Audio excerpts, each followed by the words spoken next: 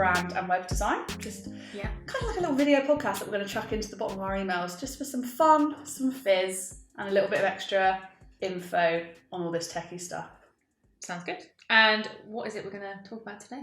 I think you're going to be doing the majority of the talking today, babe, because I'm going to be getting you to clarify a lot of the SEO misconceptions that are out there. Fun. Doozy. Sure fun. Nothing gets me excited like SEO. You would think that she's joking, but I promise you she's not. No.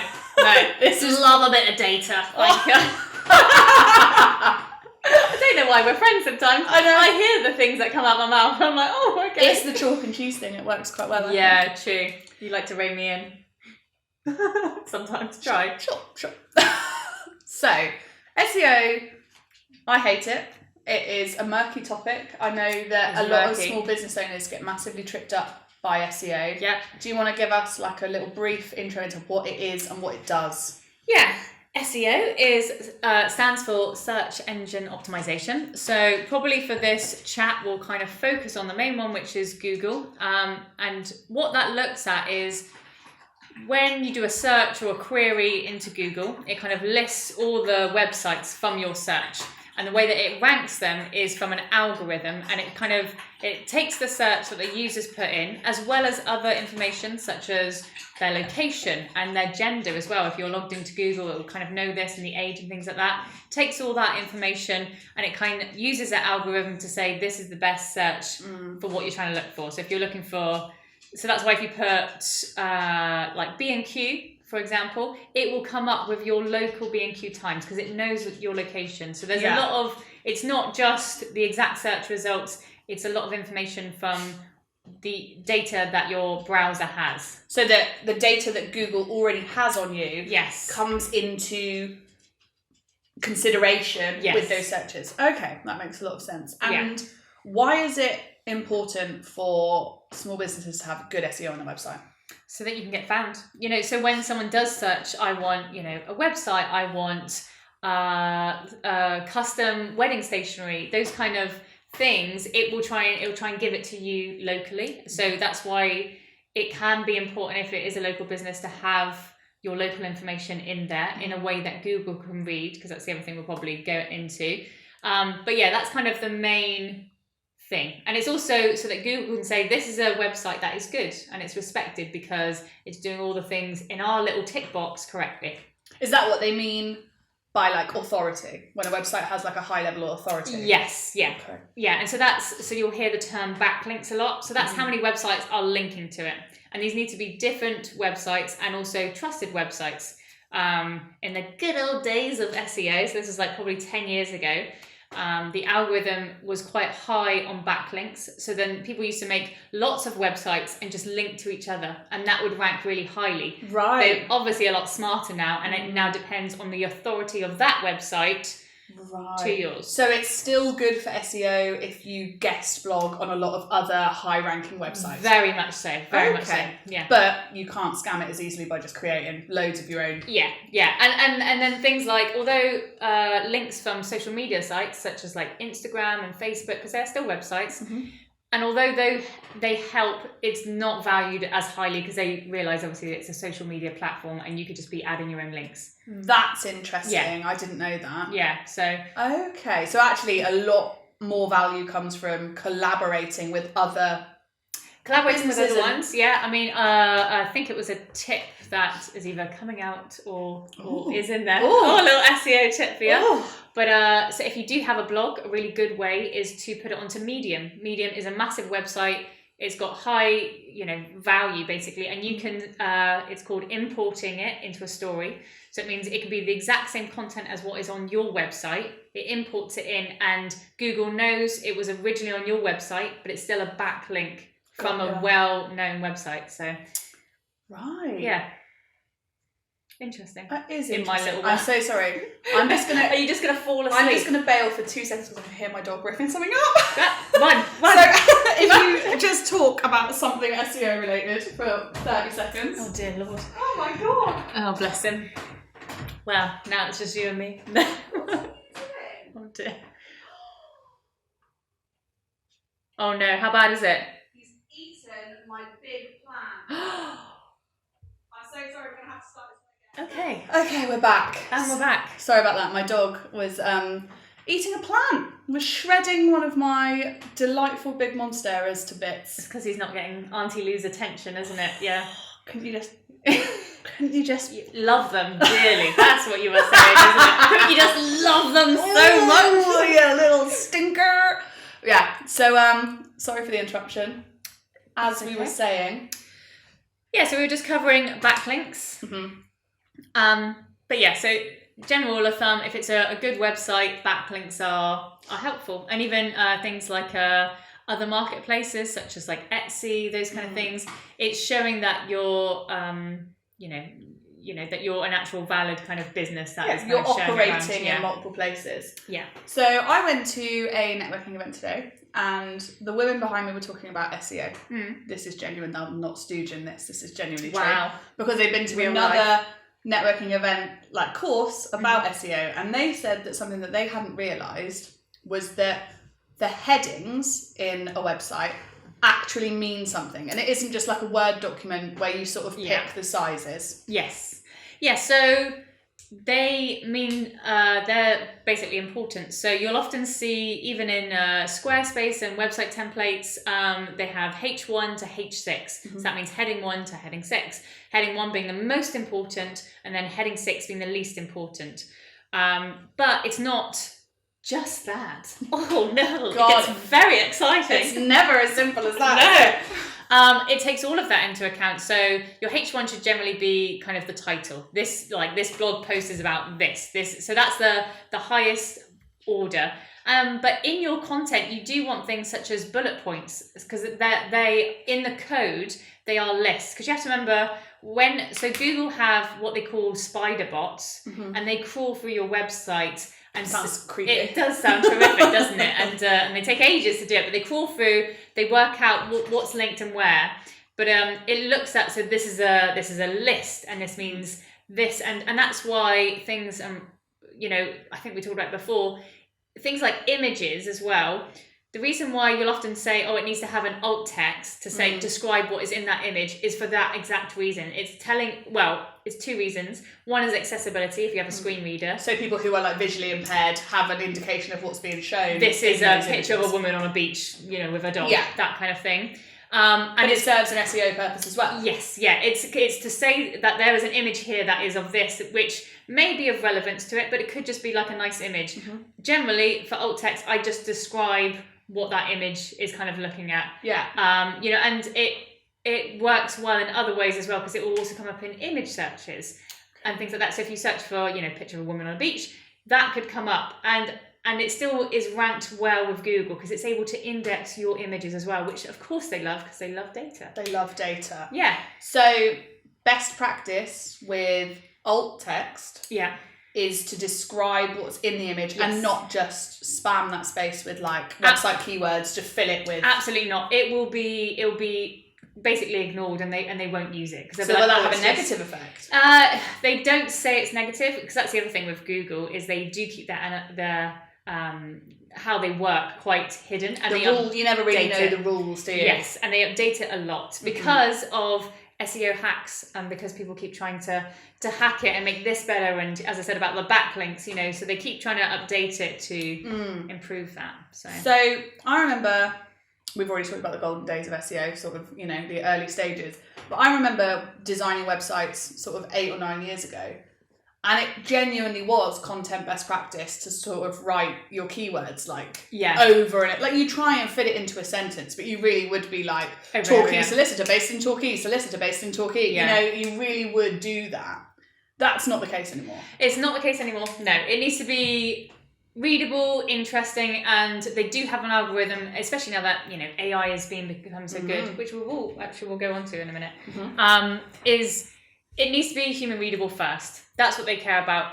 And those keywords, if you can get them into your content, that's great. You can also put them into your content through, it's like the SEO title and description. So that is just information that is used by the spider bots, basically. And it's also used to list your website on like Google on the And things. is that like a back end? I know you get that on Squarespace. You do, have the yeah. option. There's like and Wix has it, and Shopify has it. They all have like a little SEO to click.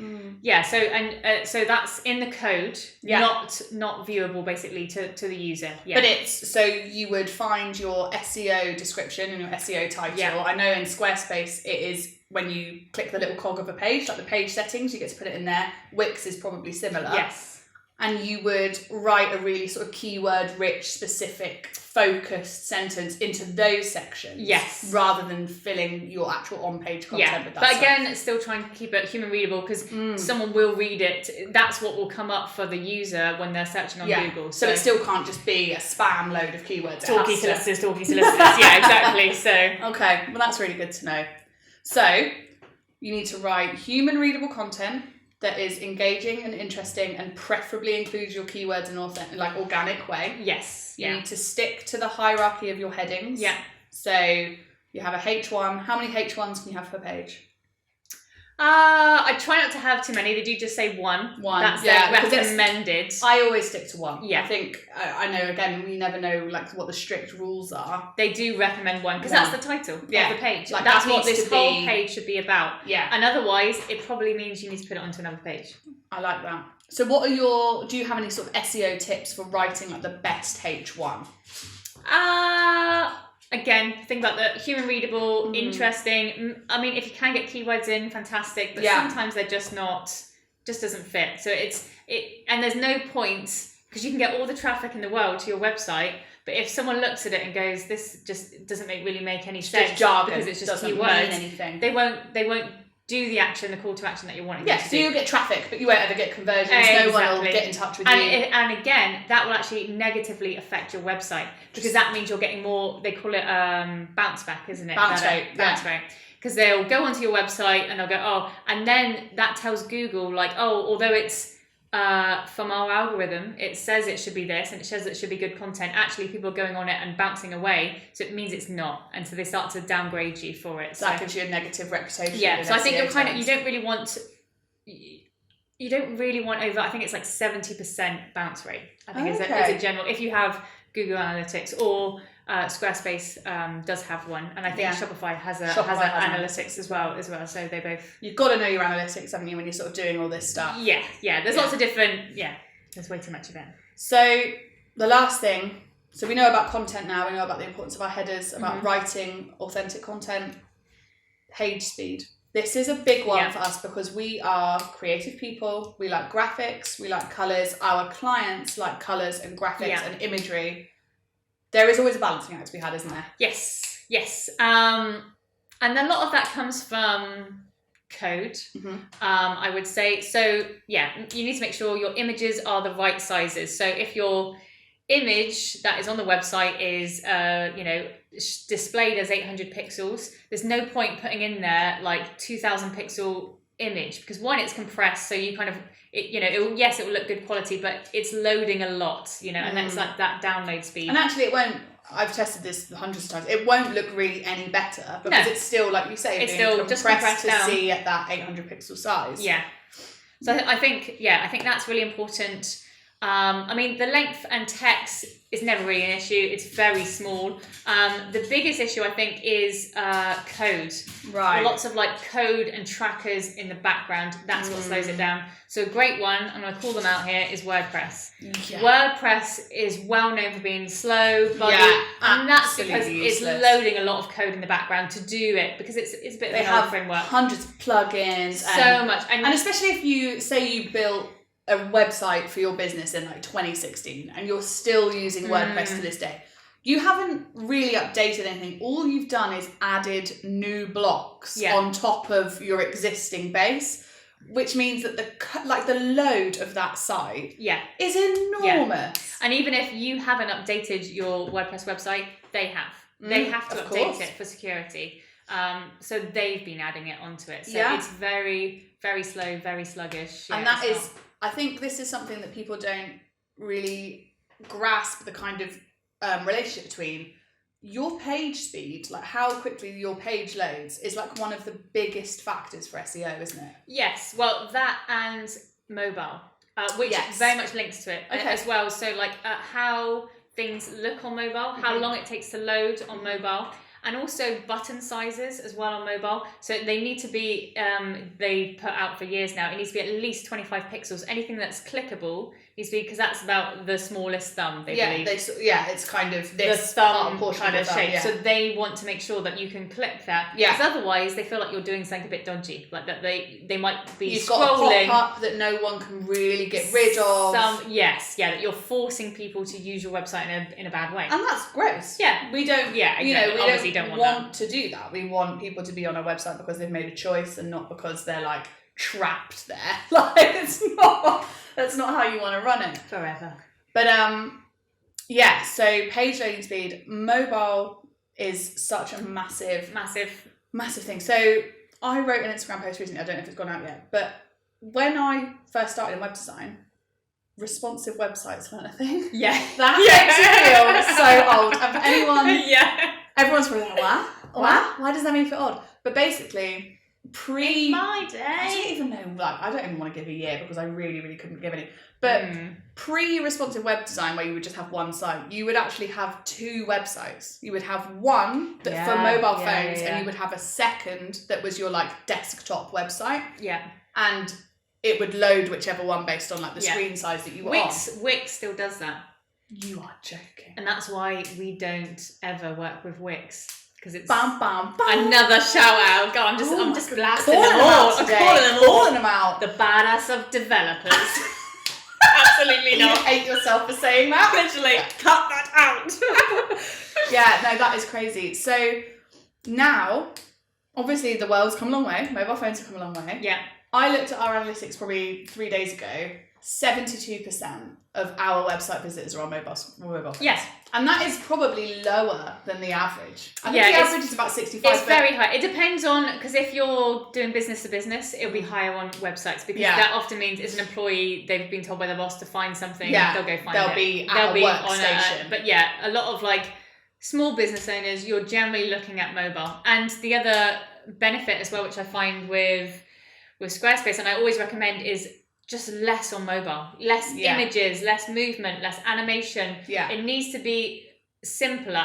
And I get it, most people are still on a Wi-Fi. It's not necessarily all about speed, but you're limited with space and there's a lot of stuff. You need to get your content across quickly. And it's about giving people the option. Like, people don't, if they're scrolling through with their thumb, they don't want to have to scroll 1,000 times to reach the information because you've got like this massive long because you've image. left 15 stock images in there that don't need to be, which as a square gallery look fantastic. But when they're all kind of on top of each other, you're like, well, this is a bit boring. And every time you touch one, it comes up as a light box, and you have to close that. And it's about making that experience as seamless as possible for your customers and your users, wherever it is that they come from. I feel like we've talked about a lot. I feel like we've covered a lot there. We have. SEO is a big topic. I think a few points I wanted to make. Now that you've started me, I'm not going to stop. As you shouldn't. It's now an hour long. No, I'm going to try and. I just want a few points that I've just found very helpful. So, one is blogging. Blogging's really good because you can get so many keywords. You can be picked up for so much. I cannot recommend it to small business owners enough. Because you can be quite specific as well. Yes, you can target different people. You can say, for example, we've done like a blog on like best Squarespace templates for SEO. It's amazing how that gets picked up and we get hits for that. Because of the blog, we're getting picked up for it. But SEO isn't our sort of brand keyword, but we're able to target that market using blogging. Really important. It'd be hard to put it into our website copy and it'd be natural 100%. Anyway. So that is a really good, easy way. When you're selling products, a lot of websites, kind of like Squarespace, Shopify, they do this behind the scenes if you're using like the standard product pages, but otherwise you can just sell obviously a product on a website. You need to tell Google this page is a product. Right. So there is special code at the top that says this is the product, this is the price, even says if it's on sale, even says if it's digital or physical thing. There's a lot of information. It's called metadata that goes at the top. So if you're doing it yourself or you have someone doing it yourself, that needs to be in there. You're missing out on a massive trick. Otherwise, a lot of these do it kind of under the hood. Yeah. You can do more. So if you've got an expert in it, it is always helpful. And the other one is AI for blogging. Okay. So we won't go into AI, obviously, although that would be my jam. I know, we'll do one. We'll do an episode. Oh, God. We'll do an episode. But the way it works is it does kind of search through the interwebs, calls it all in, and uses that to learn. So it is worried, and obviously it doesn't want to use content that it has created. Right. So when it does create these blogs, no matter which blogs it is, there is code in there that only the kind of algorithms and stuff can work out that says that this is AI generated. The reason they've done that is so that they ignore it. However, obviously Google can read that. So if you are just copying and pasting from ChatGPT, it is negative. So you have to take that information and you have to make it your rewrite own. it. Yes, yeah, that's the only way. Yeah. So I mean, I think it's a really good tool. I think it's a good tool for bouncing ideas off. 100%. Give me 10 good things about this. And it will give you 10 reasons, and for each of those reasons, write a paragraph. You have just blown my mind. It's crazy, isn't it? I agree with you. I think that AI and like ChatGPT is like a wicked tool.